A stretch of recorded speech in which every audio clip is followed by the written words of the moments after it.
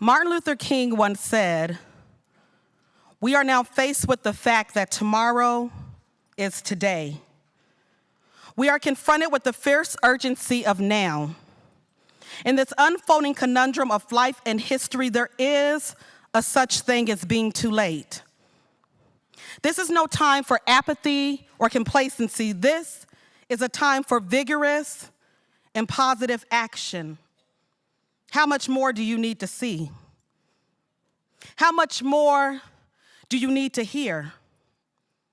How much more do you need to read, and how many more discussions does it take?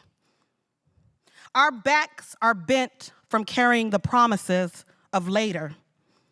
If not now, then when? When will you set aside the need to feel comfortable? Justice isn't always pretty. But you don't want to talk about race because that makes you uncomfortable. And you don't want to talk about sexism and misogyny because that makes you uncomfortable. And you don't want to talk about the sins of history because that too makes you uncomfortable. Let me be crystal clear. As I stand on this stage, I am not today, tomorrow, or ever going to change my message so that you can feel good. You can clap for that.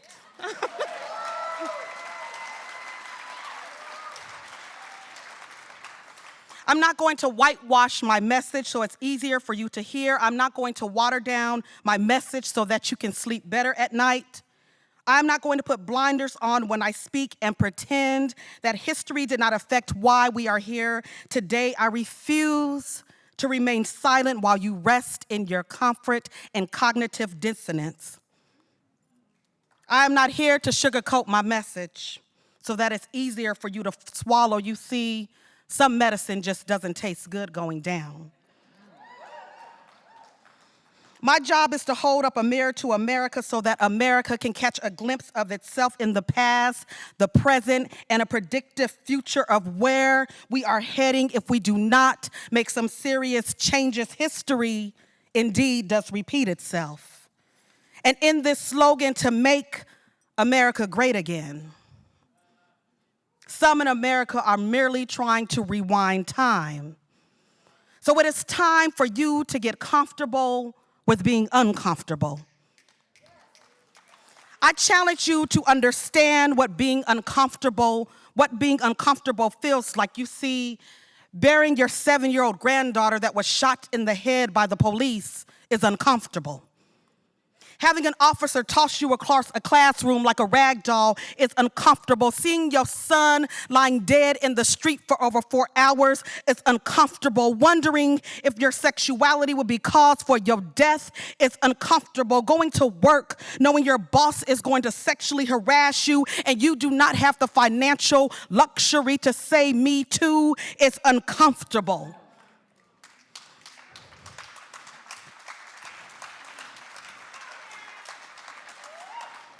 Having a police officer wrestle you to the ground in a chokehold while you whisper, "I can't breathe," is uncomfortable. Being told your fiance has been shot and killed by the police on the morning of your wedding is uncomfortable. Sending your son to the store for Skittles and tea and he never comes home again is uncomfortable. Being raped and the justice system does nothing because you are a black woman is uncomfortable. Walking miles to work because you are fighting for the right to sit in the front of the bus is uncomfortable. Getting a phone call that your daughter is now dead on the floor of a jailhouse cell is uncomfortable. Debating if you should wear your hijab and risk being physically assaulted is uncomfortable. Being told that your son was murdered in jail because he was placed in a shower where the water was as hot as 180 degrees is uncomfortable. Being nervous every single time that you drive is uncomfortable. comfortable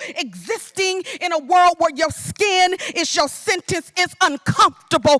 Marginalized people dwell in the realm of uncomfortable every single day. So now it's the time for you to set aside your dislike of being discomfort, because I really do not care anymore. It is time to move towards action.